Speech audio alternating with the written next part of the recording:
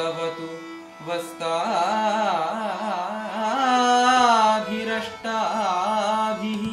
ईशः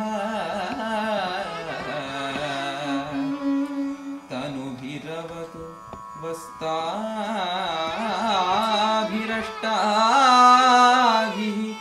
ईशः.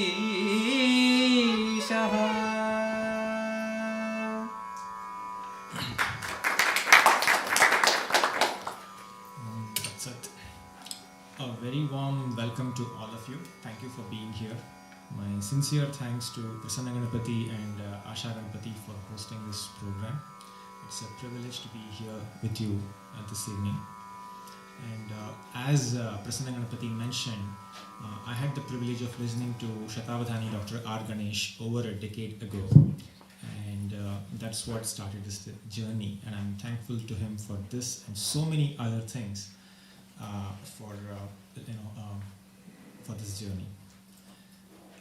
And in today's talk, as he mentioned, I'm the Vyakhyanakara, but I will put a caveat here and say I'm going to be more like a sensei.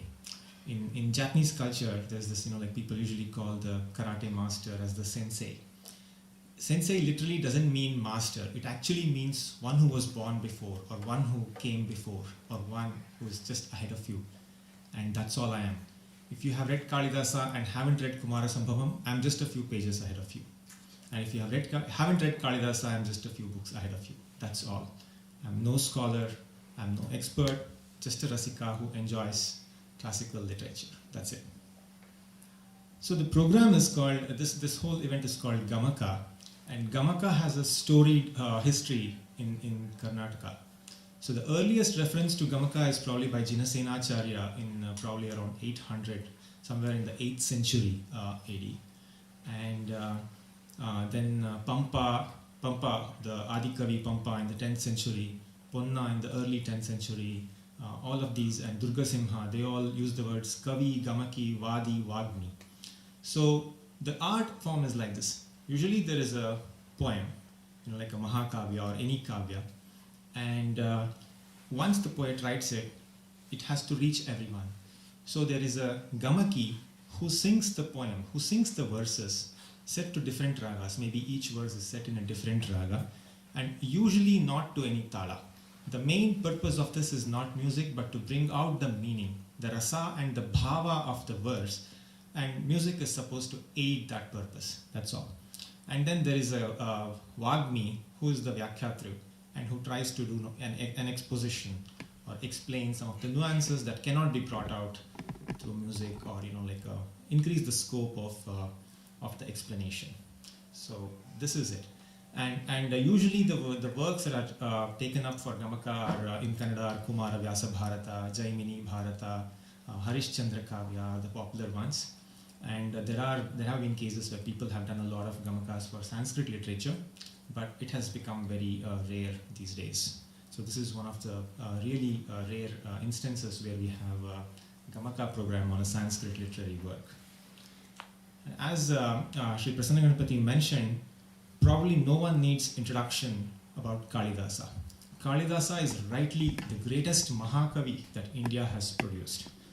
Adikavi Valmiki and Maharshi Vedavyasa, after them, Kalidasa stands alone. And there is no one who is parallel to Kalidasa's literature, who has produced anything parallel to Kalidasa's literary works. So Kalidasa probably lived during the Gupta era, maybe between the 2nd century to the early 5th century in the Common Era. We can date this because there is a 6th century inscription in Aihole in Karnataka, which mentions Kalidasa and Bharavi, another Mahakavi. So we know he lived somewhere before the 6th century. And he probably lived during the reign of Samudragupta, and he brings out some of the greatest instances of our tradition, our rich tradition, culture and heritage, and what an ideal society should be. And of course, nothing comes, any fiction comes out of real life. So Kalidasa must have seen a lot of this in his era to bring it out so beautifully in his works. He wrote 2 Khanda Kavyas, or smaller literary verses, the acclaimed Meghadutam of about 100 verses, Rutu Samharam, a collection of verses on different Rutus or seasons, about 150-200 verses, and then 3 plays, the most famous being the Abhignana Shakuntalam, then the Malavikagni Mitram and the Vikramorvashiyam, and 2 Mahakavyas, the Raghuvamsham and the Kumara Sambhava. The Raghuvamsha is a Mahakavya with about 1200-1300 verses probably, and the Kumara Sambhava is a slightly smaller one with about 600 verses. So the Kumara Sambhavam has 8 cantos or sargas. And the story of Kumara Sambhavam is the birth of Kumara or Shanmukha or Kartikeya or Subramanya. And the whole story is about the instances leading to his birth and what happened and why he was born and so on. So I'll give a brief outline of the story of the first 5 sargas. And today's program we'll be presenting the 6th sarga, which is called Uma Pradhanam. So in the first sarga, Shiva comes to Himalayas to do tapas. And Kalidasa begins with a magnificent description of the Himalayas, Astyuttarasyam Dishi Devatatma. He does a very beautiful elaboration of the natural beauty of the Himalayas and what it contains and what it represents in Indian culture and so on. And Shiva has come to Himalayas to do tapas. And why is Shiva doing tapas? Well, the poet even says a very beautiful line there. Swayam vidhata tapasah phalanam kenapi kamena tapaschachara. Shiva himself is Swayam vidhata. He is the creator of boons. He can give boons. He is not just the pradata to just give out. He can create new wishes for people. Kenapi kamena tapaschachara. Even the poet doesn't say why. For some reason Shiva is doing tapas. And Shiva is doing tapas, and Himavanta, the king of the mountains, sends his daughter Parvati to assist Shiva in his tapas. So Parvati goes there where Shiva is doing tapas with her sakhis, and then she is helping out. And in the second chapter, the scene moves to the Swarga, and the Devas are aggrieved. They are being harassed by a wicked demon, Tarakasura, who is troubling them to no end. And Tarakasura has a boon that he cannot be killed very easily. So the Devas go to Brahma and ask of how to get rid of Tarakasura. And Brahma says the only way Tarakasura can be killed is through Shiva's son. So Shiva has to have a son, but now Shiva is not married. So now Indra summons Kamadeva in the third sarga, and he sends Kamadeva to go and disturb Shiva so that Shiva's penance is disturbed, and Shiva falls in love with Parvati, and they get married. So Kamadeva is Manmatha, the god of love or desire. So he comes to the mountains and he brings in Akala Vasanta, which is untimely spring, and where all the flowers bloom, there is joy, there is love in the air.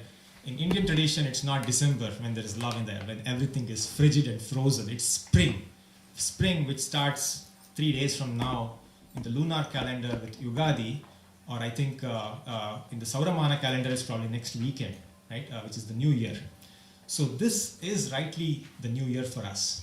So Kamadeva comes in and tries to disturb Shiva, and Shiva opens his mind. For a very split second he is disturbed, and he sees who is the cause of this disturbance, and he sees that it's Kamadeva, and he burns him with his third eye by opening his third eye. Bhasmavashesham madananchakara. He completely burns Kamadeva to ashes. Kamadeva is a metaphor for desire, which means Shiva burned all his desires. He has no desire. He burnt all his desires. And Parvati is vichalita. She's shaken, and then she goes back, and then Shiva disappears from the Himalayas. Now Kamadeva's wife is Rati. If Kama is desire, then how do we satisfy our desire? We enjoy. So Kamadeva's wife Rati means enjoyment. Okay, so she's rightly Kamadeva's wife.